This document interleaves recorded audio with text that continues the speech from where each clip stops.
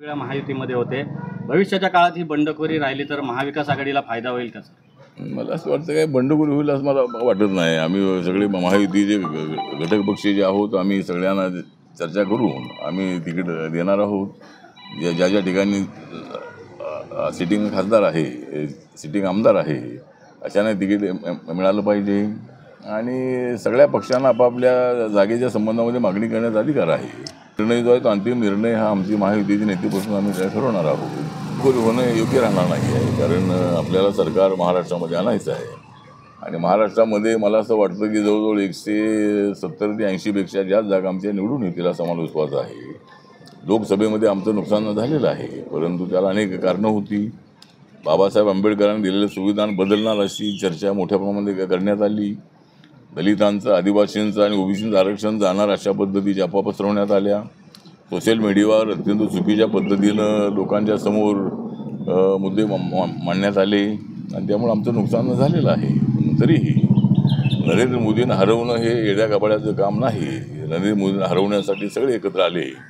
पण नरेंद्र मोदी यांना clear majority मिळालेली आहे, NDAला क्लिअर मेजॉरिटी मिळालेली आहे आणि देशामध्ये नरेंद्र मोदींचं सरकार आलेलं आहे. महाराष्ट्रामध्ये सुद्धा आम्हाला पूर्णपणे विश्वास आहे की भाजप, शिवसेना आणि राष्ट्रवादी काँग्रेस, RPI सरकार आहे, हे सरकार नक्की महाराष्ट्रामध्ये येईल आणि यावेळेला संविधानाचा मुद्दा तर चालणार नाही, विकासाचा मुद्दा तर चालणार आहे आणि म्हणून मोठ्या प्रमाणामध्ये हायवे देशभरामध्ये होत आहे. पण हा जो गोवा हायवे आहे या गोवा हायवेच्या संबंधामध्ये मी गडकरींना पण मी बोलणार आहे. आता आलो तो रस्ता तर चांगला होता, पण पुढे अनेक ठिकाणी रस्त्याचं काम अत्यंत अजूनही पूर्णपणे होत नाही आहे. अनेक वर्षे काम चाललेलं आहे, कॉन्ट्रॅक्टर बदलत आहेत. तर कुठंतरी लवकरात लवकरमध्ये सगळं गोवा रोड जो आहे, गोव्याला जाणारे प्रवासी हजारो लाखोच्या संख्येने आहेत आणि हा रोड अत्यंत अप टू डेट असला पाहिजे. त्यासाठी मी प्रयत्न करणार आहे आणि विधानसभेची निवडणूक जी आहे ती विकासाच्या मुद्द्यावरती होणार आहे आणि दलित असतील, ओबीसी असतील, आदिवासी असतील, जनरल कॅटेगरीचे असतील, मायनॉरिटीचे असतील, या सगळ्या घटकांना न्याय देण्यासाठी एकनाथ शिंदे, देवेंद्र फडणवीस आणि अजितदादा पवार यांचं सरकार जे आहे हे प्रयत्न करत आलेलं आहे. अनेक योजना या 2.25 वर्षाच्या काळामध्ये राबवण्यात आलेल्या आहेत आणि त्यामुळे नक्की आमचं सरकार येईल असा आम्हाला विश्वास आहे.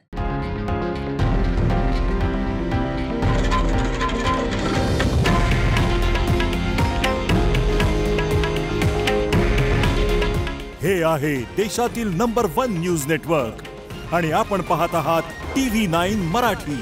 काळजी तुमची, हित महाराष्ट्राचं.